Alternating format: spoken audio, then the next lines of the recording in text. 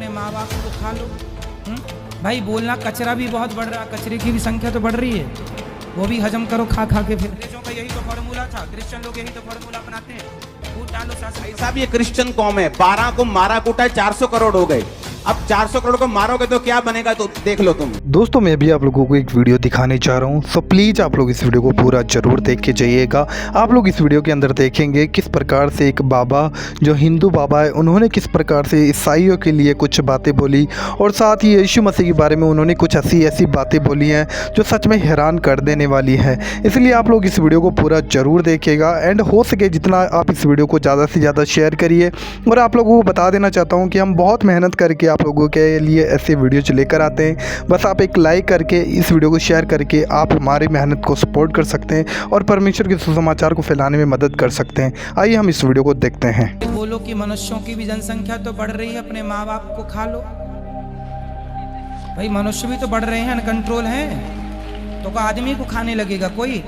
और उनसे कहना कि जनसंख्या सबकी, मछलियों की जनसंख्या बढ़ेगी तो तुम बेटा उनसे बोलना जो धर्म है वही चलो। बोले जनसंख्या तो फिर बहुत लोगों की बढ़ रही, सबको खाओ। भाई बोलना, कचरा भी बहुत बढ़ रहा, कचरे की भी संख्या तो बढ़ रही है, नालियों का भी तो, नाले का बहुत गंदगी बढ़ रही है, वो भी हजम करो खा खा के। फिर सभी तो बढ़ रहा है। फिर जब सबके ठेकेदार बने हो आप जनसंख्या नियंत्रण के, तो फिर सब खाओ। थोड़ा आप लोग जवाब देना सीखिए। धन्यवाद। खुश रहिए।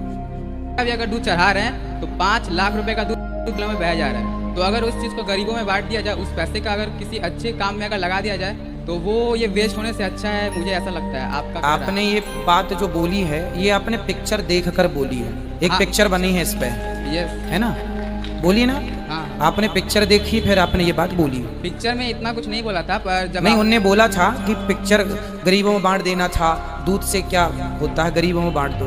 अब मैं आपको बताऊं आपका उत्तर। देखो ये दास अनिरुद्ध है ना, यहाँ पे कोई भी आता है सबको भोजन मिलता है कि नहीं? जी हाँ। यहाँ आपने कहीं नाली पे दूध बहते देखा? नहीं। हम कर रहे हैं ना सेवा जो हमसे बनती है, कर रहे हैं ना। हजारों लोग भोजन कर रहे हैं, सवेरे संतों को खीर बटती है, दूध से बनती है, बट रही है ना। जिन्होंने पिक्चर बनाई है उनसे आप ये सवाल क्यों नहीं किए जैसा आपने सवाल हमसे किया? क्या उनसे सवाल नहीं करना चाहिए कि चलो हम शंकर जी पर दूध नहीं चढ़ाते, गरीबों में बांटते हैं, जो कि मैं बांटता भी हूँ। शराब पीने से कितनी बहन बेटियों का सुहाग उजड़ जाता है, कितने घर का चूल्हा बुझ जाता है। क्या शराब के खिलाफ शराब नहीं पीनी चाहिए? क्या इस बात पर आज तक कोई पिक्चर बनी? नहीं बनी ना। मतलब वो शराब का तो समर्थन करते हैं। जीना अगर जरूरी है तो पीना बहुत जरूरी है, ये वो लोग कहते हैं। मुझे पीने का शौक नहीं, पीता हूँ गम भुलाने को, ये गाने हैं। तो शराब, अब मुझे ये बताओ, शंकर जी पर दूध चढ़ाने से ज्यादा नुकसान है भारत को या शराब पीने से ज्यादा नुकसान है भारत को? गुरुजी मेरे हिसाब से दोनों सही है, क्योंकि अगर आप दूध को भी वेस्ट करो, इधर शराब को भी। बेटा दूध ऐसा है कि दूध तो गाय रोज। दोस्तों अभी आप लोगों ने सुन लिया कि किस प्रकार से इस बाबा ने कहा है कि ईसाई लोग दूसरों का जबरन धर्म परिवर्तन करते हैं, लेकिन इसके ऊपर परमेश्वर के दास अंकुर नरोला जी ने, और साथ ही जो एक परमेश्वर के दास हैं, जो उन्होंने भी किस प्रकार से इस बात को सामने रखा है कि यीशु किसी का धर्म नहीं बदलने परंतु जीवन बदलते हैं। आइए देखते हैं। जब पतरस को पकड़ लिया गया और पतरस को कहा कि तूने आज से यीशु मसीह के नाम के कारण बातें नहीं करनी, उसने कहा ये कैसे हो सकता है कि जो कुछ परमेश्वर मुझसे कहता है वो मैं ना कहूं और इंसान की बात को सुनूं।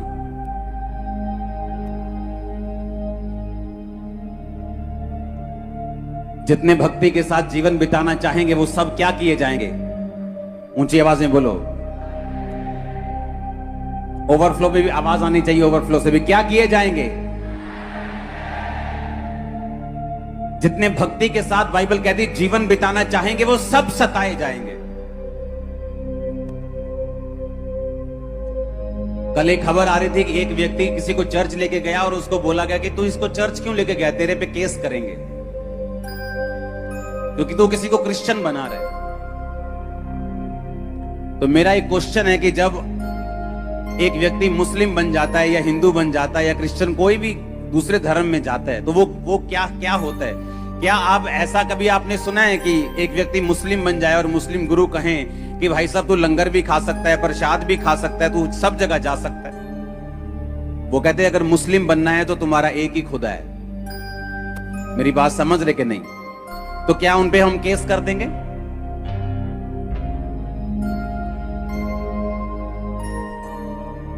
जब हम एक परमेश्वर को मानते हैं तो हमें उसी को मानना है।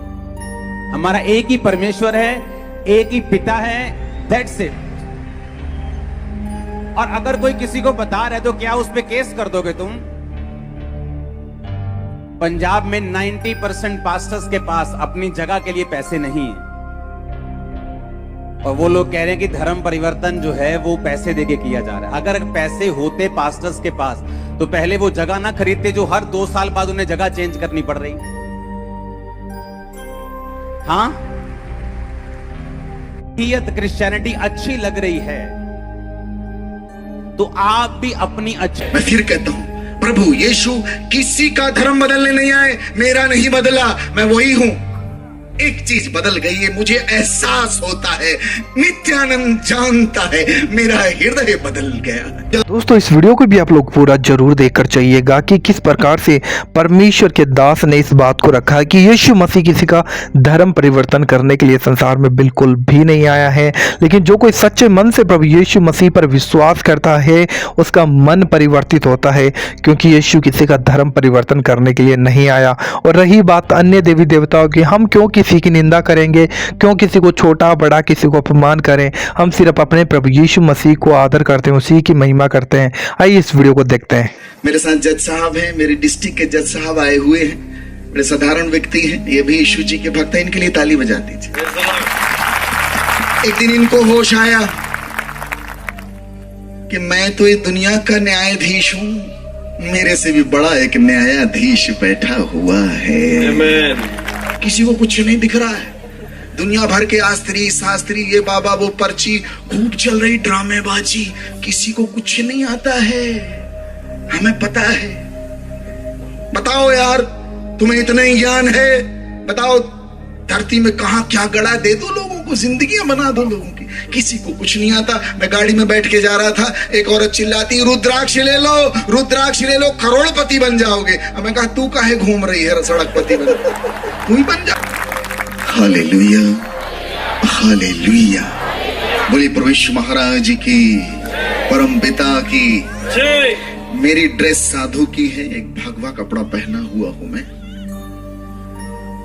और ये बताता है कि यीशु मसीह किसी का धर्म बदलने नहीं आए हैं। यीशु मसीह हृदय बदलने आए हैं। प्रभु यीशु कहते हैं, ना धर्मस्य खंडनार्थे जगति जातो अहम वरन परिपूर्ति रे में अवतार हेतु। मैं संसार में धर्म का खंडन मंडन करने नहीं आया, व्यवस्था को मिटाने नहीं आया, मैं उसको पूरा करने के लिए आया हूं। प्रभु यीशु किसी का धर्म नहीं बदलते, उनका ये काम ही नहीं है। एक ही बात प्रभु यीशु ने कही, हृदय परिवर्तन करो, क्योंकि ईश्वर का राज्य निकट आ पहुंचा है। हृदय परिवर्तन। एक व्यक्ति जो यहां बैठा हुआ है, उसके हृदय में परिवर्तन हुआ है। हृदय परिवर्तन करने के लिए प्रभु आया है। और जो बाहर लोग कहते हैं कि ईसाई धर्म बदलते, मैं प्रियो आपको बताता हूं, यीशु मसीह जो हमारा प्रभु है, इस बिजनेस में नहीं है, इस बिजनेस में नहीं है। हृदय परिवर्तन, ये बात सबके पल्ले भी नहीं पड़ने वाली, आपके पड़ गई है, आप सौभाग्यशाली। हालेलुया। मैं एक जगह प्रवचन कर रहा था छत्तीसगढ़ में, और जब मैं प्रवचन कर रहा था, मेरे प्रवचन का टॉपिक था हृदय परिवर्तन, रिपेंटेंस। और जब मैं प्रवचन कर रहा था, आपने देखा मेरी दाढ़ी बड़ी हुई है, उसमें बहुत ज्यादा। अपनी खेती है, छोड़ दो तो बढ़ जाती है, छोड़ दो तो बढ़ती चली जाती, तो हमको थोड़ा सा उसकी ट्रिमिंग करनी पड़ती है। मेरी दाढ़ी इससे भी ज्यादा बड़ी थी, और मैं एक जगह प्रवचन कर रहा था, बीच बीच में गीत गा रहा था और एक माता जी जोर जोर से रो रही। मैं जैसे प्रवचन करूं, कुछ भजन गाऊं, वो रोने लग जाए। मुझे बड़ी दया आई